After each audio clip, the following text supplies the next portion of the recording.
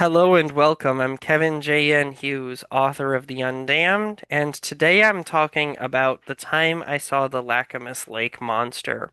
So I had left off at the part of the story where we were leaving. Nobody believed me, and I was really dejected, really heartbroken actually, about the fact that nobody believed me. And it was kind of the classic sort of horror movie thing where a kid sees something and then his family is like, "Stop it, you're just a kid, you don't know anything." Or at least that's how it felt at the time. So. I was really dejected, really hurt by the fact that nobody believed me.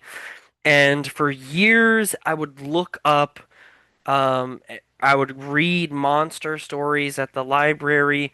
But unfortunately, until very recently, I didn't actually know the name of the lake that we had gone to because I was just a little kid and nobody told me kind of where we were going, just that we were going to a local lake. But one day, a couple of years ago now, so I was probably like 30 years old at the time, maybe 29, but I think I was 30 at the time. Um, I w- I went to I was surfing the internet reading ghost stories and stuff, and I was reading local ghost stories, and I happened upon a thing that said Lacamas Lake haunted by a Loch Ness style monster. And I thought that's interesting.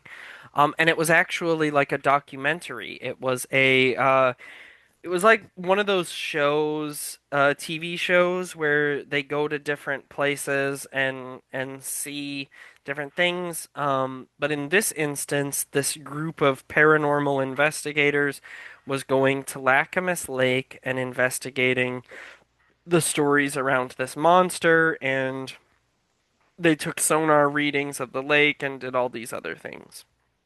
And it was kind of a silly show, but when they described the monster at Lacamas Lake, it clicked, and I realized that that was what I had seen. This serpentine monster with a large body, um, kind of coming up close to the surface. This is actually what people who see this Lacamas Lake monster have described. And there's even stories going all the way back to the Native American tribes in this area related to seeing this monster. There's even a story of some of the early um, white settlers being told about this monster in Lacamas Lake by Native Americans and not taking the story seriously.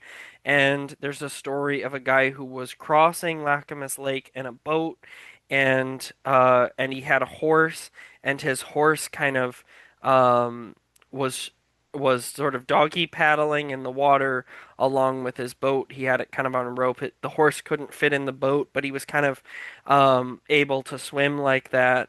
And the guy thought that it would be safe, and then all of a sudden, he saw the Lacamas Lake monster come up and eat his horse and drag it back down into the lake. Um, and so this is what I mean, there's tons of stories associated with this thing, and I asked my family at the time. I was like, "So, remember that time where we went rafting? Do you remember what the name of the lake was?" And sure enough, it was Lacamas Lake. And once again, in my life, I was vindicated, in this story that I had seen this thing, and now it turns out that I'm not the only one, and that it's not just that I was a kid or whatever, but lots of people have seen this Lacamas Lake monster, and lots of people throughout the years have had these encounters with this monster. So thank you very much for watching.